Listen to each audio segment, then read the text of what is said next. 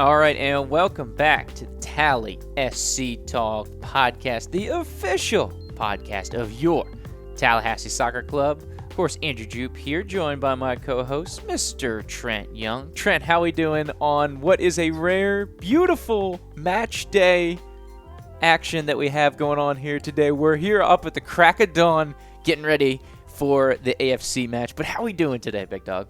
Stoked, man. Can't wait to get out on I-10 and head west to some gold, to some battle lines, man.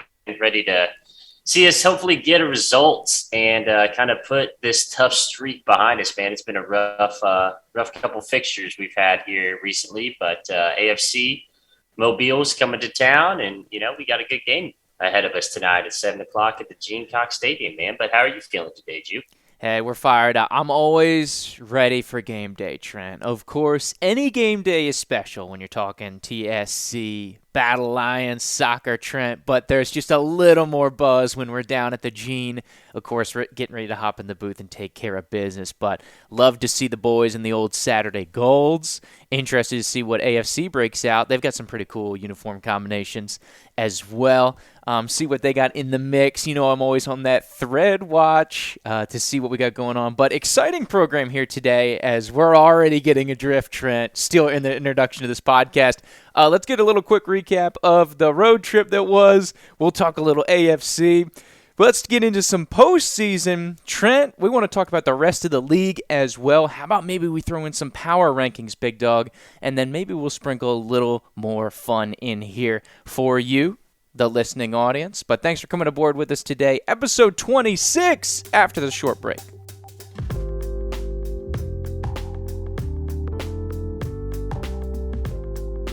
And all right, so quick little recap, state of affairs, TSC going through their brutal stretch, Trent. Of course, the gauntlet, the 1,700-mile stretch, as we like to call it. Of course, the 8 days in hell, whatever you want to kind of phrase it, Trent.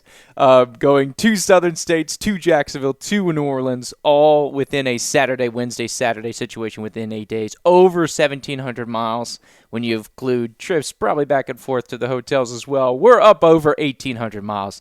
TSC 0 for 3 on the road trip, man. Tough stuff. Some big-time numbers put up by the opponents. You saw really the injuries and the wear and tear and the road trip really get to us in those last two games. Of course, Southern States, Jacksonville, and New Orleans, as we talked about, which, Trent, we can see, we talked about it all year ahead of time, but the top three teams in the table. And so the top three teams in the table did what you think what top three teams in the table would do at home, and that's 3 wins. Yeah, I think that's pretty much all that we have. TSC, just, it was brutal, man. Any thoughts on it, or you just want to move on down the line here and talk a little Saturday and AFC? Yeah, I've already had to compartmentalize that one, brother. So let's go ahead and move on. Absolutely. So we could talk about those at a different time, of course. TSC looking to bounce back, so let's focus on what lies in store. AFC, Trent, as we know, is a really entertaining match, typically when they play TSC. They're, of course, our buddies from the GCPL. They bumped up with us, and so I feel like we have a pretty cool, friendly rivalry with them.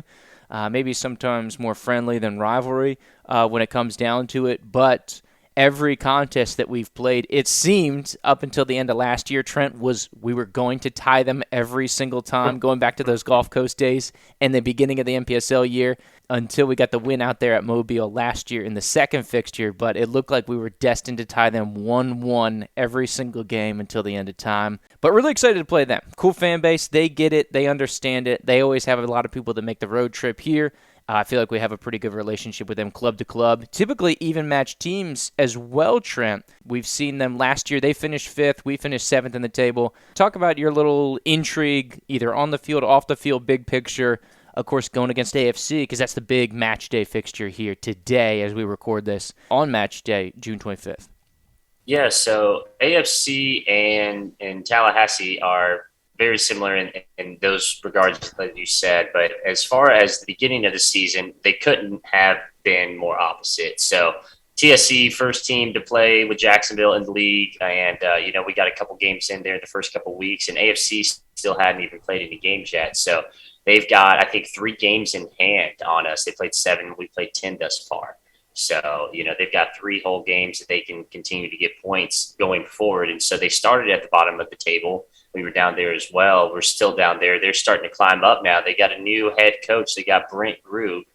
He's coming in. He's a former AFC goalkeeper and assistant coach. So he's got some history there at being both a player and an assistant coach there. So, somebody not new to the program, somebody near and dear to their program that they're appointing to lead them. And he's been extremely successful, man. They've had a lot of results recently. They've just been on a tear. I think they've got 3 wins, a tie, and a draw over the last 5 games, if I'm not mistaken. So they're just really looking strong, Jupe. And, it's going to be a tough match tonight for sure. Tallahassee's definitely got their work cut out for them yet again this evening, man. Yeah, absolutely. And that's one thing we want to stress. You see AFC, currently I think they're on 5th on a points per game basis. When you go raw points, I think they're 6 over on the table with 7. But yeah, to your point, Trent, all of their points have come within their last 3 to 4 matches. Ever since the coaching change was previewed to be announced, they won the last game with Coach Steve, and then, of course, firing in with Coach Grube. They've been rolling, man. Like you said, win, result, tie New Orleans, played Southern States to the death. They lost 2-1 to Southern States with 9 men on the field, Trent. And then they took care of business on this road trip. They're doing what New Orleans did. They played the Roots on Thursday, and then they are playing us here again Saturday. So, Trent, a little bit of an eerie similarity. Both those teams coming from the West. They play the Roots on Thursday. Both beat the Roots 2-0. So hopefully that's not a little foreshadowing of what's to come here, as, of course, we dropped that game with New Orleans 2-1 when they came through. Yeah, exciting for AFC, and they've got a pretty fierce strike force. Trent, you talked about their recent form, and you see AFC towards the bottom of the table, right? So just for people who are looking at the table and looking at those, I think AFC will probably look down upon in most situations. But to you, do you think AFC, and I know we'll kind of talk a little bit about this later on, is AFC one of your most feared teams? And I don't say that to be afraid of them, but just like most informed, most feared, hottest teams going in the league right now, are they kind of in your maybe top 3, top 4, top whatever for this situation? Like, as far as how do you view AFC, I guess, is my always long-winded question, Trent. How do you view AFC at this point? Well, Jupe, I think you already said the word. I think hottest is the perfect word to describe it. They may be the hottest team in the entire league right now, Jupe. I mean, you got New Orleans, who just popped off against us the other day.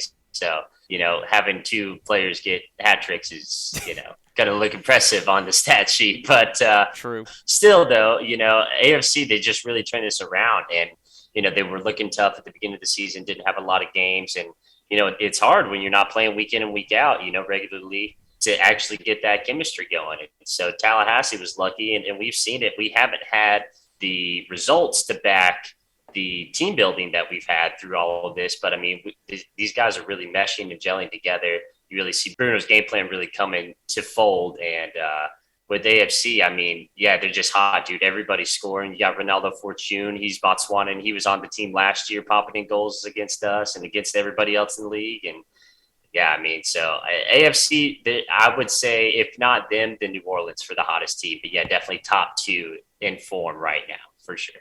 Yeah, they're definitely getting it together. They're putting it in, man. And that's the thing. This is going to be, and that's the one thing we want to talk about, right? Because one thing we try to do is whether we call it behind enemy lines or just previewing our opponent or just talking about them, is the perception and kind of what is beyond. Because, yeah, you can look at the table, see they got a couple wins, they're taking care of business. Yeah, like you said, one of the hottest teams right now, one of the most in form for those that prefer the soccer verbiage, Trent. But this is a different team than it was last year. We see that not only roster-wise, but stylistically too.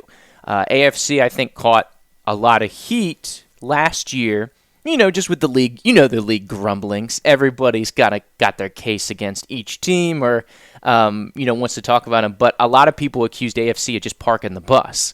But there's not necessarily anything wrong with that. Like, that's their stylistic play. Their strength was in their defense, and then, yeah, they would go forward and try to burn you. And for the large portion of the season, that was successful for AFC, kept them in the playoff runnings. They ended up finished just on the outside looking in.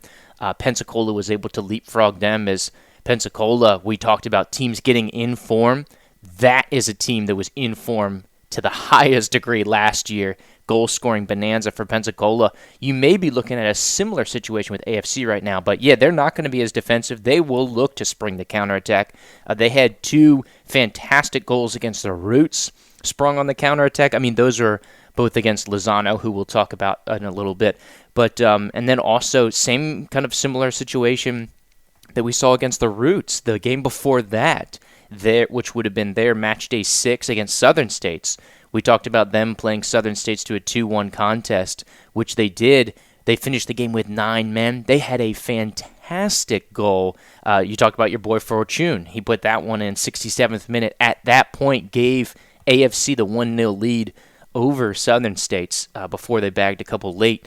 But Trent, I mean, this is an attacking squad, and that has some touch, has some pace, has some formational attacking mindset that I don't think that they had last year. And so to me, as someone who's been looking in a little film here for AFC, I am more intimidated, not to say that I'm overall intimidated, Trent, as far as matching up with TSC, but me personally, I'm more intimidated than they are this year than last year. And even you can see it on the stat sheet. Last year, Trent, they scored 12 goals in 14 matches. So they were averaging less than a goal per game. They've already got 9 in 7 matches this year. And like you said, they're just getting into form. You look at their last couple, there's been one game that they haven't scored a goal, and that was back against Jacksonville, I think match day 3. And, you know, hard to score against Jacksonville. The rest of the league knows this. Everybody knows this, Trent. Yeah, I mean, they're a team that's putting more goals in, and they're still solid defensively because, you know, we still got your boy in net between the pipes for AFC, man, and he's still doing his thing. I guess continued thoughts on AFC. Yeah, Will Blake, he was definitely a big part of that defense last year. Like you said, they were more of a defensive team, but we're just starting to see this kind of pep and this pizzazz. Like you said, they're scoring these beautiful goals. They just went out and played the Roots the other night, and they won 2-0. Lozano, your boy, he scored again. So, I mean, he's catching fire, and obviously they got Fortune back. And, you know, a lot of these guys, they play at the University of Mobile. And so, you know, they're able to actually be together all year long. It's not like they come together, you know, from all parts of the country during the summer like a lot of these Tallahassee guys do. You know, they're living together year round, man. And so, you know, kind of a different build. And I would just really say that this is definitely the strongest that we've seen them in the 3 seasons, 3 of the last 4 years that we've been a club. This is the strongest they've looked as a full club. AFC peaking, Trent? Is that what I'm hearing from the other side? Yeah, absolutely, man. They're really rounding into form. And, yeah, we're going to get into our power rankings a little bit later on, but they might make an appearance or two in our top 4 power rankings, Juke. Absolutely. We'll absolutely. And, yeah, those are kind of – I know we've been kind of referencing these names and kind of bouncing around and talking about some of these players and who they can be and blah, blah, blah, the goal scorers. So the top 2, Trent, they scored 9 goals as a team. But the 2 players up top that are doing most of the damage have scored a total of 7. Just name those guys out for us here, man, because that's going to be the strike force that we have here today. Alejandro Lozano and Ronaldo Fortune. Ronaldo Fortune is Botswanan, and what's Lozano's nationality again, Juke? Lozano from Barcelona, dude. So I wonder if there's any crossover. We'll have to talk to our boy Bosco, see if he's ever crossed paths in the development league or in the collegiate ranks or anything else here with Lozano. But to me, Trent, it's part of the piecing it together, right? Because sometimes you need that right guy or that right position.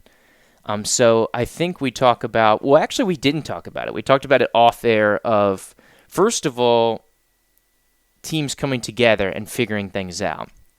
And I want, you know, we can get into this a little later in the power rankings, but I think of New Orleans, right? New Orleans always comes into form down the stretch. And it seems like they're coming out of nowhere, but Trent, if it's happening every single season, like we saw it last year, all of a sudden they creep into the top 3, and then boom, they upset Jacksonville on the road, go to the championship game. Like, I think that's no accident. I think Coach Farrell's got something figured out, and these guys get better as the season goes on. For example, they got the new piece. I think Ricardo is his name. So they put him in the center mid, and then they're able to kick Dominguez, kind of that attacking-minded winger outside, and then have him just whipping balls into the Galizzi brothers. And now that has transformed them, and so I think they've leveled up in that regard. Here, I think Lozano has unlocked Fortune, right? Because Fortune was the guy that was doing so much damage for them last year, but you could kind of isolate him and, for lack of a non-soccer term, roll coverage to him, game plan for him, all that kind of stuff. But now that you get Lozano into the team this year, it adds a whole nother dynamic. And I think, once again, you talked about AFC peaking, potentially the best team in their franchise history.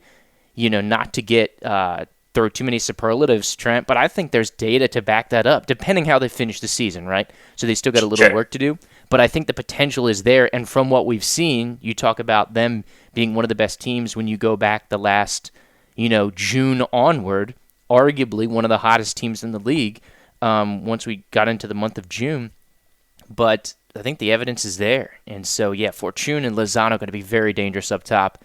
Like you said, the Spaniard and the Botswana man going to be teaming up, which is cool to see. And, you talk about soccer being the international game, Trent. Just the international flavor that AFC brings to the table is really cool because they've got flags from pretty much every continent being represented on the team here, which is super cool as a little sidebar. But, yeah, man, it's going to be interesting. And then, of course, like you said, Will Blake. I mean, arguably the best goalkeeper in the league the last 2 years, or the conference the last 2 years. He's going to be a beast. He still appears to be in form, Trent. As you talk about a team, I believe that they only have allowed 11 goals, if I'm looking at everything correct. Yeah, the 11 goals, the goals against. But, their first 2 games, they let up 5 of those 11 goals. So you skip forward in their last 7 games, they've only allowed 6, and they've scored 7.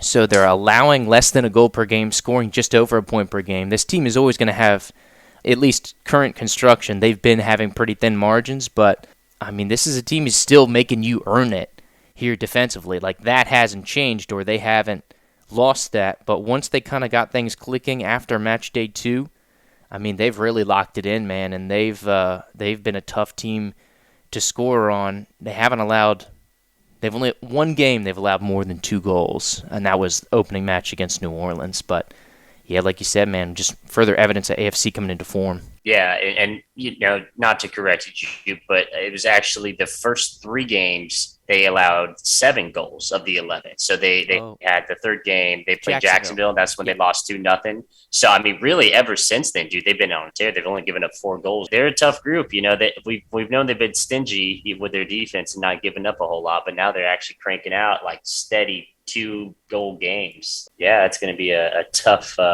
task for our defense tonight in that back line. And that just goes to show where we'll be as a team and as a defense. And if we're healthy, if Sans Rabbins-Pierre is going to be back, yeah, because he missed the New Orleans game. So, yeah, if he's healthy, because you and I were watching, he appeared to be just a step behind a little bit. And, we saw him limping after I believe the Roots game or the Southern States game. Yeah, so Sans, man, he's great. But, we know Jack Chambers is there and Christian Vinuck, he's still coming back from that torn meniscus, so probably be without him. So, yeah, man, it's always fun seeing how Bruno pieces together this 18-man roster come Saturdays, brother. Rolling it out. It'll keep it interesting.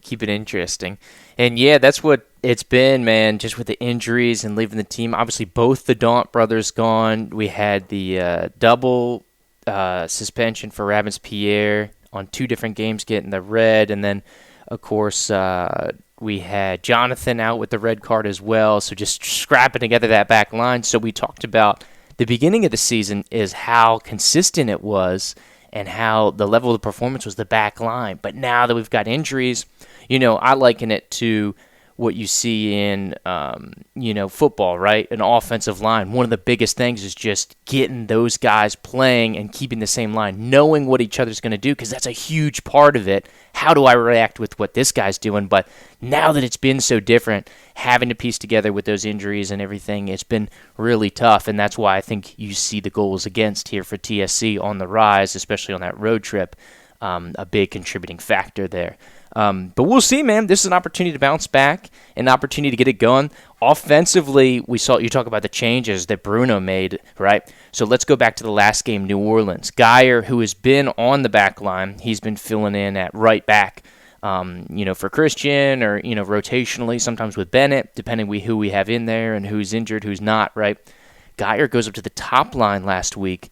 Of course, Sy did not make the road trip, but you had Geyer and Mateus in the start. I think Mateus was out on the wing of the midfield, but, still kind of an attacking-minded player, of course.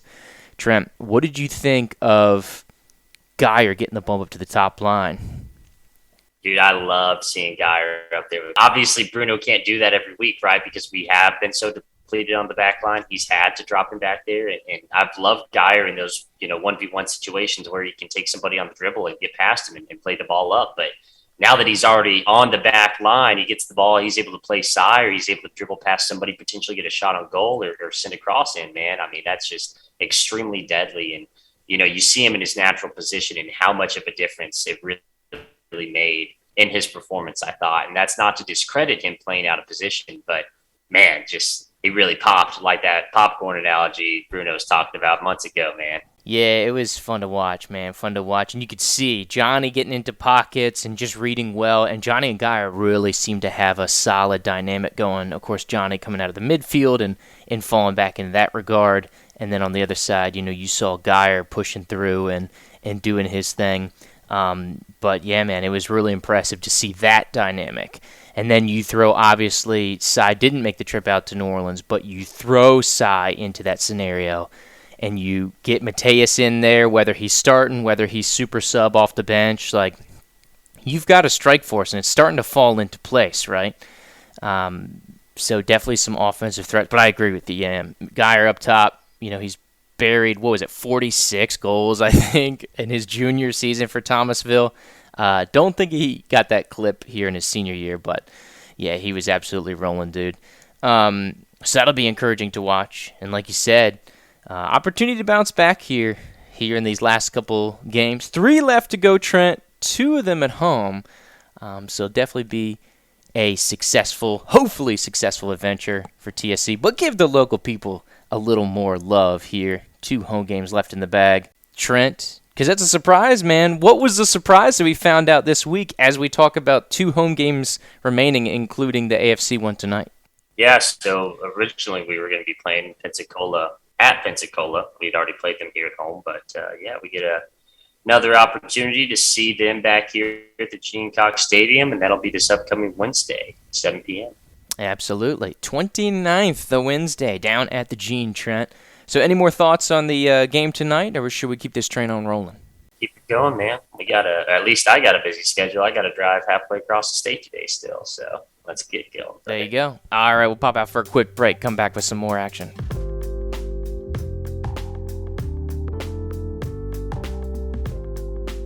Welcome back to the Tally SC Talk podcast. Trent, due to time constraints and the travel to get over for tonight's game against Mobile, unfortunately will not be joining us the rest of the way. So we'll just go through a little solo venture here. So we'll try to get you caught up on the rest of the action of what we have for today's podcast as we get ready for AFC and beyond.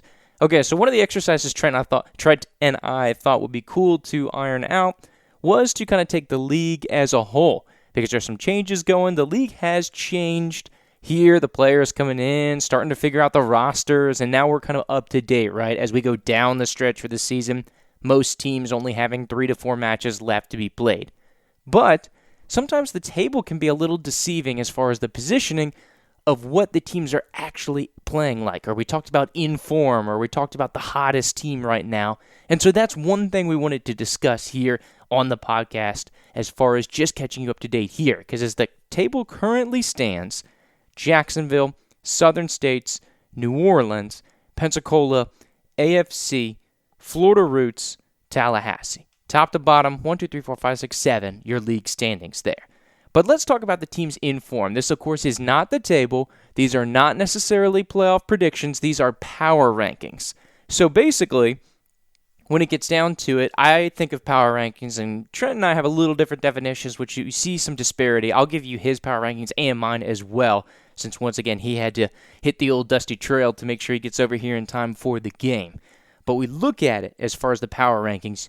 Basically, to me, it means who would you want to play the least if you had to go on the pitch and had to start it off today? Who do you fear most? So for me, I think it's pretty obvious. Top dog in the power rankings obviously got to be Jacksonville. They've won 7 straight, undefeated all season, absolutely rolling. They are a team who's in form, and, it's going to be tough for them to catch them. I believe, it's not official, I haven't double-checked, but I'm almost positive that they've clinched a spot in the playoffs already here down the stretch. I want to do the mathematics this week and go through it a little bit more in depth just to make sure. Pretty sure that's the case. I think that's pretty self-explanatory. To me, the second team I think is the most dangerous right now, and when considering a sample size of the last 5 matches, my number 2 team in the power rankings are going to be the New Orleans Jesters. You see them at number 3 in the table. This is something that Trent and I talked about a little bit beforehand, but the inclusion of Ricardo into the midfield, Dominguez on the outside wing in the midfield, and the Galizzi, the Argentinian strike force up there, of course, is going to be a huge factor. You have Max Galizzi, who's now tied for the Golden Boot in the conference with Jacksonville's Arides. Him and his brother Lucho, very dangerous up top, and I think they're really starting to get into form, as New Orleans typically does, just like what we talked about here earlier.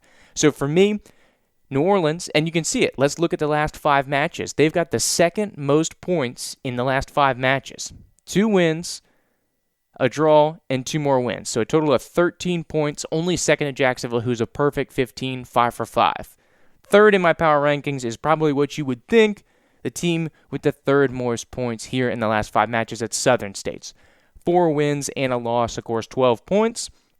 But like I said, New Orleans is coming into form, and these 2 teams, I think, they play this afternoon here, Saturday the 25th. So this will go a long way in how things shuffle around in the conference. But if New Orleans beats Southern States at home, they would essentially jump them into the standings, and they would go into second place, which would be key. And so this is basically a battle for second. Because if Southern States beats New Orleans, I think they give enough gap to, regardless of results the rest of the way, I don't think New Orleans realistically, possibly mathematically, it could be done. I don't think New Orleans can get up here. But on the flip side, if New Orleans is able to take down Southern States today, which if I was predicting the game, I would say that they would beat Southern States here at home this afternoon. They would jump them into second place. But Southern States still in form. Of course, they had the loss 5 matches ago. I believe that was the Pensacola game. There was a 2-0 defeat to Pensacola out there. So let's cascade down to my 4th one in the power rankings. Only doing the top 4 here.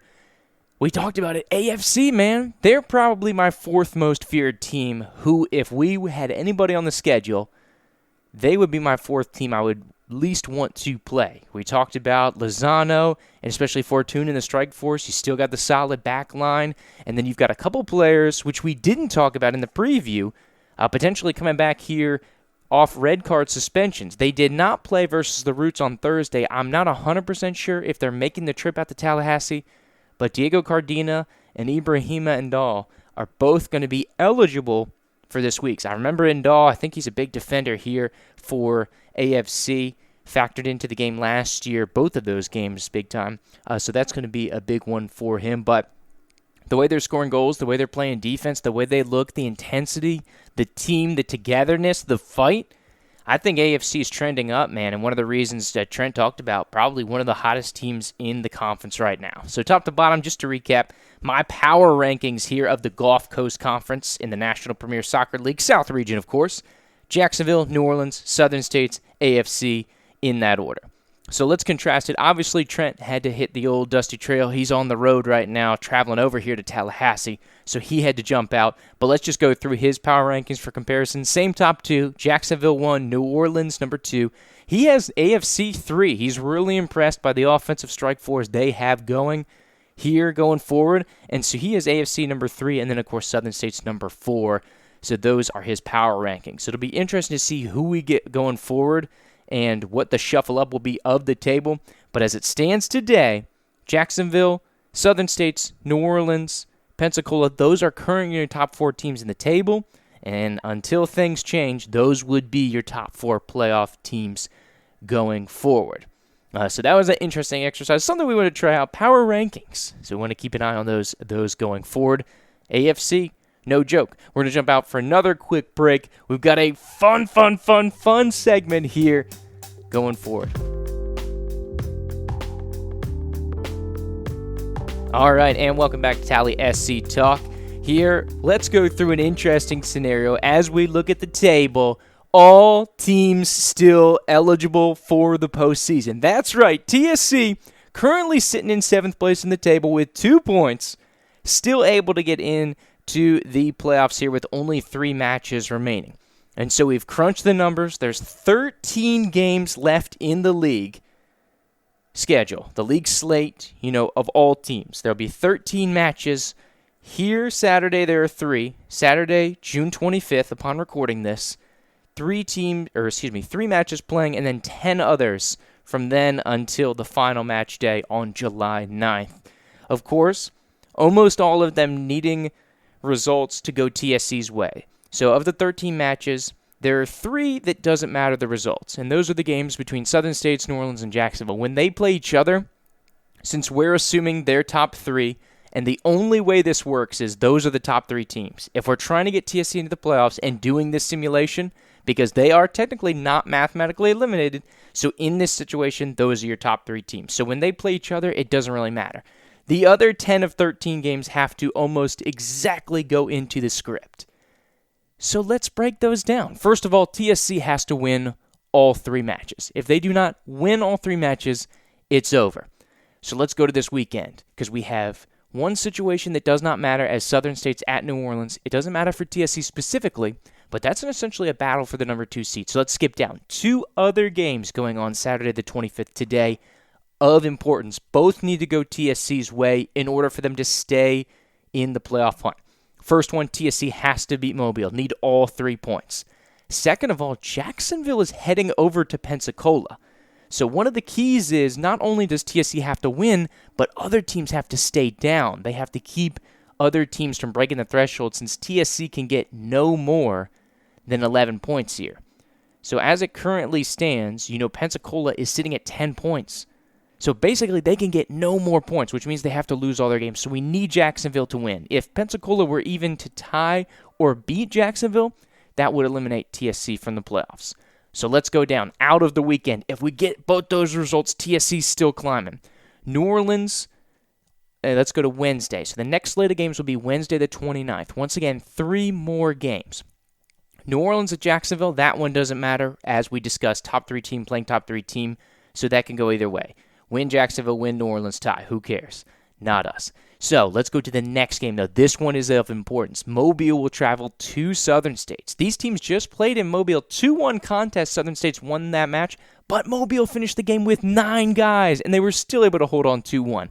But TSC will have to root against Mobile because, once again, Mobile already sitting on 7 points here. They have to keep them down below 11, and so we're going to need a Southern States win here on Wednesday. TSC obviously getting the home game against Pensacola is huge. They will have to take down Pensacola, get the full 3 points in order to maintain eligibility. So, of the next 6 games now, as we add in this weekend and the Wednesday games, TSC needs 4 results to go exactly their way, otherwise they are eliminated. So what does this do? This gets us into the next weekend. TSC is off on July 2nd, 4th of July weekend. It will be a 3-day weekend for most. And so we fast forward to those games. The other 6 teams in the league will be playing, and these 3 matches all have to go in favor of the top 3 and have to go exactly according to plan, or once again, TSC is out. Mobile at Jacksonville. We need the Jacksonville win. Once again, we need the top 3 to stay up, and they need to ratchet down the rest of the league in order for TSC to make this jump. Same thing, New Orleans traveling to Pensacola. New Orleans has to win on the road for this to happen. Florida Roots will travel to Southern States. Southern States will need to defend the home out there in Oak Grove in order to keep this situation alive. So it probably pains you to say, but you got to root for the top 3 here down the stretch. Mobile, New Orleans, Florida Roots, Mobile, Pensacola, Roots all need to take the losses next Saturday, July 2nd.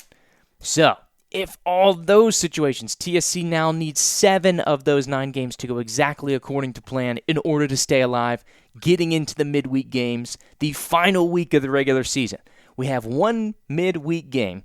That's going to be the finale for Pensacola. They're going to travel to Mobile. So, we talked about these two teams being close in the table. Pensacola at this point in our simulation still at 10 points. Mobile in this simulation still at 7. So, both of them need to stay under 11 for TSC to jump them. So what do we need? An AFC win. They got to take care of business, beat Pensacola. They would jump up to 10, and it would be a 10-10 tie. Both teams in the fight for that 4th playoff spot would be tied at 10 points. Huge drama going down the stretch here. If that were to happen, and all these other games, so 8 of these 10 games go exactly according to plan, it sets up for the final finale. TSC still with a chance here. 3 more games, 6 more teams in actions. Once again, exactly needing to go to plan. These things could change slightly. If there is a tie in the mix for one of these couple teams, TSC could still find their way in, but this is the simplest way without getting into goal differential because TSC's goal differential is not looking too hot right now. Of course, last time we took an eye at the table, sitting at a negative 18 goal differential, so it'd be a very uphill battle. Not realistic for TSC to beat these teams on goal differential alone, though it could happen. Anyways, final match day of the season. 3 more games, 6 more teams. Like we said, TSC traveling to Mobile. They have to do what they did last year. They need to win on the road. They won 2-1 last year. Can they do it again to keep the dreams alive? Also, 2 more games going on in the Central Time Zone. Florida Roots at New Orleans. So New Orleans will still probably be positioning. They could potentially be in a fight with Southern States for that 2nd overall seed, which would benefit TSC because we need a New Orleans win or a New Orleans tie, a tie in this match in order to keep alive. Because the Roots at this point in the simulation would still be at 9 points. If they get to 10, that's okay. Cannot win, though. Cannot have a Roots win, or that would derail the whole plan. So we want to keep an eye on that, make sure that does not happen. And so that would leave us to one last game, Jacksonville at Southern States. Depending on how the seeding goes, this could determine 2nd place, or this could even determine 1st place. If Southern States stays hot, they could potentially catch Jacksonville at Southern States, but luckily that game doesn't have to go any way, because once again, a game within those top 3 teams does not matter, we're assuming, and we need those 3 teams to go in the playoffs. Of course, those 3 teams being Jacksonville, Southern States, New Orleans, to be bumped up anyways, so that one will not be matter. So, under all this given situation, right? We went through this whole simulation, what we need on a week-by-week, match-by-match basis. If all these things go according to the plan, this is what your table would look like. And so we made some leaps. Those games that aren't irrelevant, we put some predictions in here. For example, there are 3 games that are relevant, just so you know for the record. I had New Orleans beating Southern States at the game this weekend. Had the New Orleans at Jacksonville game. I had that at a Jacksonville win. And then going down here, Jacksonville at Southern States. I believe I had that one as a tie going forward here in this table. But anyways, after all those results, we look at Jacksonville, of course, far and away the top team, as you would have thought here from what you've seen so far this season. 31 points, Jacksonville top of the table. Number 2, have New Orleans sitting at 25 points with these results. Number 2 in the table. Number 3, Southern States with 24 points, 1 behind New Orleans.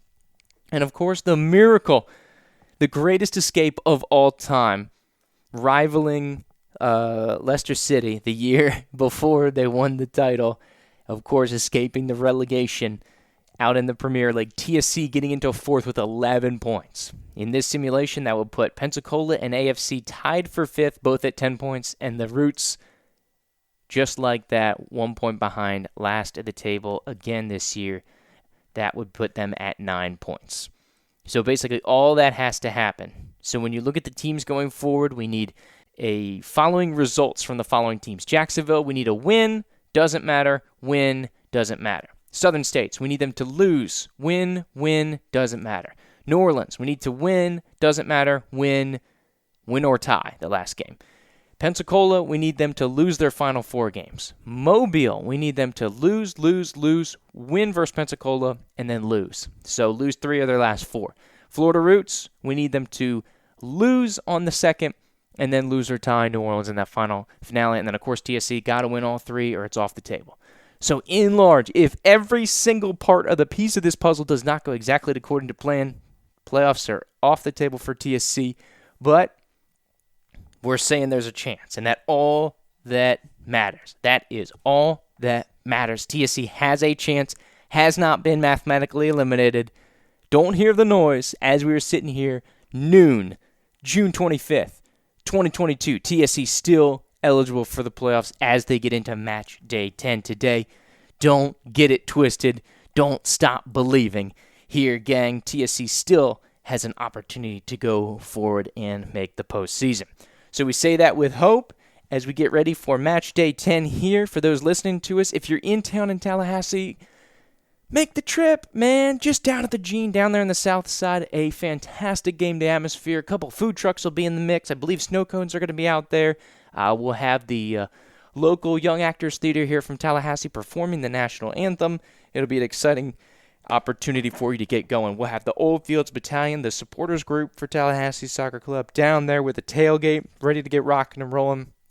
They'll have a bottle share program being put on here by some of the local breweries and some of the local societies going here, so there'll be a cool atmosphere pregame. So get down there about 5 or 5:30, get this going, get your adult beverages rocking and rolling, then jump in there, tune us on here on TLHsoccer.com or 93.3 Real Talk Radio. Tune us on pregame starting at 6:30. Trent and I will be doing the pregame here on the pregame show here for the soccer game. And then, of course, 7 o'clock, we're going live down there at the Gene. AFC on the table here. TSC needing all 3 points to get this thing rocking and rolling. So we'd love to see you down there, but thanks for tuning in. Andrew Jupe and Trent Young bringing here episode 26, a little crash and burn game day special here. Let's go, TSC. Keep that faith, baby.